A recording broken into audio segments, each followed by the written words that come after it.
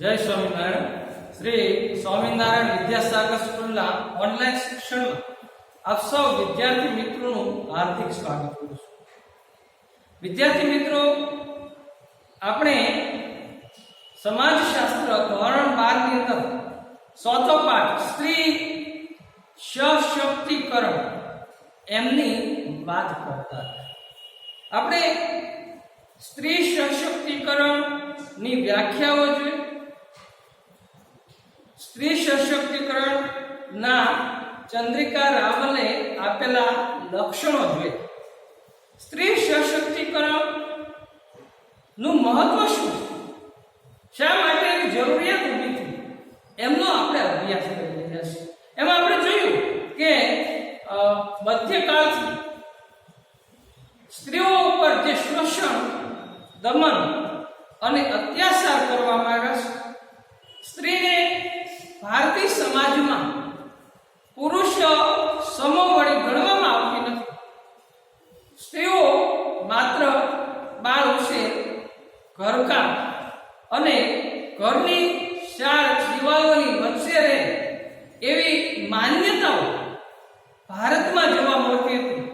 એટલા માટે આઝાદી બાદ જેમ દલિતો, આદિવાસીઓ એના ઉત્કર્ષ માટે જેમ પ્રયત્નો કરવામાં આવ્યા, એમ સ્ત્રીઓના ઉત્કર્ષ માટે પણ પ્રયત્નો કરવામાં આવ્યા છે. અને બંધારણની અંદર પુખ્તવય મતાધિકાર, કોઈ પણ જાતિ, જ્ઞાતિ, ધર્મ અને ભેદભાવ વગર સ્ત્રીઓને પણ મત આપવાનો અધિકાર આપવામાં આવ્યો. સ્ત્રીઓને પણ ચૂંટણીઓની અંદર ઊભું રહેવાનો અધિકાર આપવામાં આવ્યો. તો એક પુરુષ સમોવડી સ્ત્રીને તમામ પ્રકારના અધિકારો આપણા બંધારણની અંદર આપવામાં આવ્યા. અને આપણે જોયું કે ઘણી બધી સ્ત્રીઓએ પોતાની યોગ્ય રીતે ભૂમિકા ભજવી છે. જેમ કે ભારતના વડાપ્રધાન ઇન્દિરા ગાંધી સ્ત્રી હોવા છતાં એમણે શ્રેષ્ઠ કાર્ય ભારત માટે કર્યું. પ્રતિભાજી પાટીલ જે આપણા પૂર્વ રાષ્ટ્રપતિ હતા, એટલે કે પહેલા એ રાષ્ટ્રપતિ બન્યા, એમણે પણ ખૂબ સારી કામગીરી કરી. મીરા કુમારી કે જે લોકસભાના અધ્યક્ષ તરીકે એમણે સારી એવી કામગીરી કરી. અને ગુજરાતના પૂર્વ મુખ્યમંત્રી આનંદીબેન પટેલ, એમણે પણ સારી એવી કામગીરી કરી. તો આમ ઘણી બધી એવી સ્ત્રીઓ જેમ કે ઝાંસીની રાણી લક્ષ્મીબાઈ, એમણે પણ મહત્વની ભૂમિકા ભજવી. તો આ સ્ત્રીઓ પણ પોતાના હોદ્દા ઉપર રહીને સારું એવું કાર્ય કરી શકે એ માટે સ્ત્રી સશક્તિકરણની જરૂરિયાત છે. તો આપણે એમના લક્ષણો જોયા હતા. વિદ્યાર્થી મિત્રો, સ્ત્રી સશક્તિકરણનું મહત્વ જે 5 માર્કની અંદર ઈ વિભાગમાં આ પ્રશ્ન અવારનવાર પૂછાતો હોય તો આપણે વ્યવસ્થિત તૈયાર કરી નાખશું. તો સ્ત્રી સશક્તિકરણના મહત્વમાં વ્યક્તિગત મહત્વ, સામાજિક મહત્વ, શૈક્ષણિક મહત્વ, આર્થિક મહત્વ અને રાજકીય મહત્વ, 5 એમના મહત્વ આપેલા છે. તો આપણે જોઈએ સ્ત્રી સશક્તિકરણનું મહત્વ ભારતીય સમાજમાં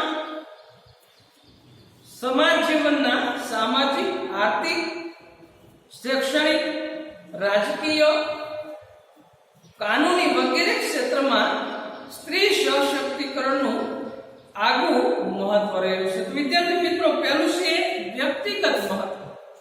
વિવિધ ક્ષેત્રો ઉપરાંત વ્યક્તિગત રીતે સ્ત્રીઓમાં જાગૃતિ આવે, પ્રશ્નો અને પડકારોનો સામનો કરી શકે, કુશળતા વિકસી શકે, નિર્ણયાત્મક સત્તા પ્રાપ્ત કરી શકે. આપણે જોઈએ કે ભારતીય સમાજ પિતૃ પ્રધાન સમાજ વ્યવસ્થા ધરાવતો હોવાથી મહત્વના અને મોટા નિર્ણયો મોટા ભાગે પુરુષો લેતા હોય છે, પણ સ્ત્રીઓ પણ એમાં નિર્ણયમાં ભાગીદાર બની શકે અને સ્ત્રીઓ પોતાનું મૂલ્ય સમજી સામાજિક વિકાસમાં યોગદાન આપી શકે, સ્વમાન, સમજણ અને સન્માન મેળવી શકે તથા અન્યાયોને ગંભીરતાપૂર્વક દૂર કરવા કાર્યાન્વિત બની શકે એવા બહુ બહુવિધ પાસાના સંદર્ભમાં સ્ત્રી સશક્તિકરણ આવશ્યક છે. તો સ્ત્રીઓ વ્યક્તિગત રીતે પોતે આગળ વધી શકે, નિર્ણય લઈ શકે, પોતાનું મૂલ્ય સમજી શકે અને સામાજિક વિકાસમાં પોતાનું યોગદાન આપી શકે, સ્વમાન, સમજણ, સન્માન આ બધું મેળવી શકે. એ માટે આ વ્યક્તિગત મહત્વ છે એ ખૂબ જ મહત્વનું છે. બીજું છે સામાજિક મહત્વ. તો સ્ત્રી સશક્તિકરણનું સામાજિક મહત્વ કેવું છે જોઈએ. સ્ત્રી સશક્તિકરણ સમાજમાં સ્ત્રીઓ પ્રત્યેની હીન ભાવનાને અવગણે છે. આપણે જોઈએ કે સમાજની અંદર સ્ત્રીઓને નીચમાં ગણવામાં આવે છે. સ્ત્રીઓ વ્યવસાયમાં ન જોડાઈ શકે, સ્ત્રીઓ શિક્ષણ ન મેળવી શકે, સ્ત્રીઓ બહાર ન જઈ શકે. એમણે તો માત્ર ઘરકામ, ઘરની ચાર દિવાલોમાં રહેવું, આવી જે માન્યતાઓ છે, આવી હીન ભાવના ને સ્ત્રી સશક્તિકરણ અવગણે છે, સ્ત્રીઓને સન્માન આપવા તરફ પ્રયત્ન કરે છે. આ સંદર્ભમાં મહાત્મા ગાંધીજીએ કહ્યું કે જો આપણે ભારત દેશનો વિકાસ કરવો હોય તો સૌથી પહેલા ભારતીય નારીનો વિકાસ કરવો પડશે. કારણ કે સ્ત્રી મળે કુટુંબ, કુટુંબ મળે સમાજ, સમાજ મળે રાષ્ટ્ર બને છે. તો વિદ્યાર્થી મિત્રો, સ્ત્રીનું સામાજિક મહત્વ ખૂબ જ રહેલું છે. સ્વામી વિવેકાનંદજીએ પણ કીધું કે પક્ષી એક પાંખથી ઉડી શકતું નથી અને ઉડવા માટે બે પાંખોની જરૂર પડે છે. એમ ભારતીય સમાજની અંદર પુરુષ અને સ્ત્રી બંને પોતાના બુદ્ધિધનનું યોગદાન આપે તો જ આપણે વિકાસ સાધી શકીએ છીએ. તો ગાંધીજીએ પણ કીધું કે જો ભારત દેશનો વિકાસ કરવો છે તો પહેલા ભારતીય નારીનો વિકાસ કરવો પડશે. સ્ત્રી વડે કુટુંબ, કુટુંબ વડે સમાજ અને સમાજ વડે રાષ્ટ્ર બને છે. સ્ત્રી સમાજનું પાયાનું એકમ છે. સ્ત્રી સશક્તિકરણ સમાજમાં સ્ત્રીઓને થતા અન્યાય, શોષણ કે પજવણીમાંથી મુક્તિ આપી સ્વતંત્રતા તરફ લઈ જવા માટેની મહત્વની પ્રક્રિયા છે. આ માટે આંદોલનો પણ થયા છે.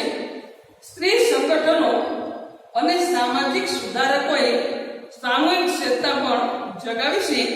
સ્ત્રી સશક્તિકરણ સ્ત્રીઓને પોતાના સ્થાનમાં પરિવર્તન લાવવા અને પોતાના બાળકોનું યોગ્ય સામાજિકીકરણ કરવા સક્ષમ બનાવવામાં ઉપયોગી છે. તો વિદ્યાર્થી મિત્રો, સ્ત્રીઓ એ સમાજમાં બાળ ઉછેરમાં પાયાની ભૂમિકા ભજવે છે. એવું કહેવાય છે કે 100 શિક્ષક સમાન એક માતા. જો એક માતા ભણેલી ગણેલી હોય, અભ્યાસ કરેલી હોય, તો એ પોતાના બાળકોનું યોગ્ય સમાજીકરણ કરી શકે છે અને યોગ્ય સમાજીકરણ થાય તો સમાજ, કુટુંબ અને રાષ્ટ્રનો વિકાસ થાય છે. તેમજ નેતૃત્વ શક્તિ અને આત્મવિશ્વાસ વધે તે માટે પણ આવશ્યક છે. તો સામાજિક મહત્વ પણ ખૂબ જ મહત્વનું છે. ત્રીજું, શૈક્ષણિક મહત્વ. સ્ત્રીઓ શિક્ષણ પ્રાપ્ત કરે તો સમાજને એનો ચોક્કસ ફાયદો થાય છે. સ્ત્રીઓ પોતાની બુદ્ધિધનનો ઉપયોગ કરી અને સમાજમાં પરિવર્તન લાવવામાં ખૂબ મહત્વની ભૂમિકા ભજવે છે. તો જોઈએ શૈક્ષણિક મહત્વ. મહિલા સશક્તિકરણ શિક્ષણમાં આવશ્યક છે. કારણ કે શિક્ષણથી સ્ત્રીઓ પોતાના મનપસંદ ક્ષેત્રમાં શિક્ષણ લઈ પોતાના ધ્યેય, સિદ્ધિ અને સફળતા પ્રાપ્ત કરી આત્મવિશ્વાસ કેળવી સ્વાવલંબી બનવા સમર્થ બને છે. શિક્ષણમાં સ્ત્રીઓને મળતી વિશેષ સવલતો સ્ત્રી સશક્તિકરણને ગતિશીલ બનાવશે. તો વિદ્યાર્થી મિત્રો, સ્ત્રીઓની શિક્ષણમાં 33% અનામત આપવામાં આવેલું છે. સરકારી નોકરીઓમાં હોય કે MBBS પ્રવેશ મેળવવો હોય તો આ એક વિશેષ સવલત છે. બીજું, ગુજરાત સરકાર દ્વારા સરકારી બસોની અંદર સ્ત્રીઓને એક જગ્યાએથી બીજી જગ્યાએ ઉચ્ચ શિક્ષણ પ્રાપ્ત કરવા માટે જવું તો મફતમાં પાસ યોજના આપવામાં આવેલી છે. અને ત્રીજું, ગુજરાત સરકારમાં સ્ત્રીઓને શિક્ષણ ફીમાંથી, પરીક્ષા ફીમાંથી મુક્તિ આપવામાં આવેલી છે. આવી વિશેષ સવલતો સ્ત્રીઓને પ્રાપ્ત થઈ છે. સ્ત્રી સશક્તિકરણને ગતિશીલ બનાવે છે. સ્ત્રીઓના પરંપરાગત વલણોને બદલવા શૈક્ષણિક સશક્તિકરણ એવું માધ્યમ છે કે તેને શાસિત દિશા તરફ લઈ જાય છે. સ્ત્રીઓમાં વ્યાવસાયિક કુશળતા વધારવા સશક્તિકરણ આવશ્યક છે. તો એક વ્યવસાયનું જ્ઞાન આપે. આપણે જોઈએ કે આજે સમાજમાં ઉચ્ચ હોદ્દાઓ પર સ્ત્રીઓ બિરાજમાન છે. જે વ્યવસાય પુરુષો કરી શકે છે એ તમામ વ્યવસાયની અંદર આજે સ્ત્રીઓ શામેલગીરીમાં જોવા મળે છે. તો એ સ્ત્રી સશક્તિકરણનું કારણ છે. ત્યાર પછી ચોથું, આર્થિક મહત્વ જોઈએ. કોઈ પણ રાષ્ટ્રના વિકાસ માટે આર્થિક સશક્તિકરણ જરૂર છે. આર્થિક એટલે પૈસા કમાવા. વિદ્યાર્થી મિત્રો, કોઈ પણ સમાજનો વિકાસ કરવો હોય, રાષ્ટ્રનો વિકાસ કરવો હોય તો સાથે સાથે આર્થિક વિકાસ પણ થવો જરૂરી છે. ગરીબી હોય એ દેશ વિકસિત બની શકતો નથી. સ્ત્રીઓને મિલકતમાં સમાન હક આપવો, તે માટે જાગૃત કરવી, અર્થોપાર્જન કરતી મહિલાઓની આવક પર તેનો અધિકાર રહે. તો જે મહિલાઓ પોતાની કમાણી કરે છે, નોકરીઓ કરે છે, તો એને વાપરવાનો પણ એના હક પ્રાપ્ત થાય. અર્થોપાર્જન, પૈસાની જે કમાણી કરે છે એને વાપરવા પણ મળે, એનો અધિકાર રહે. આર્થિક રીતે સ્વાવલંબી બને તે માટે સશક્તિકરણ આવશ્યક છે. વિદ્યાર્થી મિત્રો, આપ જાણો છો કે આંતરરાષ્ટ્રીય ખ્યાતિ ધરાવતી ગુજરાતની સેવા સેલ્ફ એમ્પ્લોયડ વુમન એસોસિએશન, તો સેલ્ફ એમ્પ્લોયડ વિમેન એસોસિએશન જેવી અનેક સંસ્થાઓ કે જેનું નામ ટૂંકું સેવા છે, સેવાનો પૂરો અર્થ થાય છે self employed woman women association જેવી અનેક સંસ્થાઓ સ્ત્રીઓના આર્થિક સ્વાવલંબન માટે ગર્વનિષ્ઠ પ્રયત્નો કરે છે. જે સ્ત્રીઓ ખેતીને આનુષંગિક ગૃહ ઉદ્યોગ કે સ્વરોજગારમાં રોકાય છે, તેઓનું પોતાના કાર્યનું યોગ્ય વળતર મળે અને તેના આર્થિક યોગદાનની ગણતરી થાય તે માટે સશક્તિકરણ આવશ્યક છે. આર્થિક સશક્તિકરણ વધશે તેમ વેતનમાં સમાનતા આવશે. એટલે કે સરખા કામનું સરખું વેતન, જાતિગત ભેદભાવોની નાબૂદી થશે, મહિલાઓની બચત યોજનાઓ વધશે.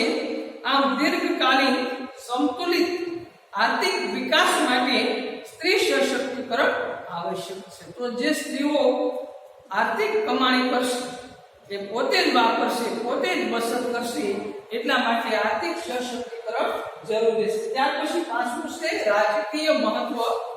સશક્તિકરણનો ખ્યાલ રાજકીય ક્ષેત્ર સાથે સંકળાયેલ છે.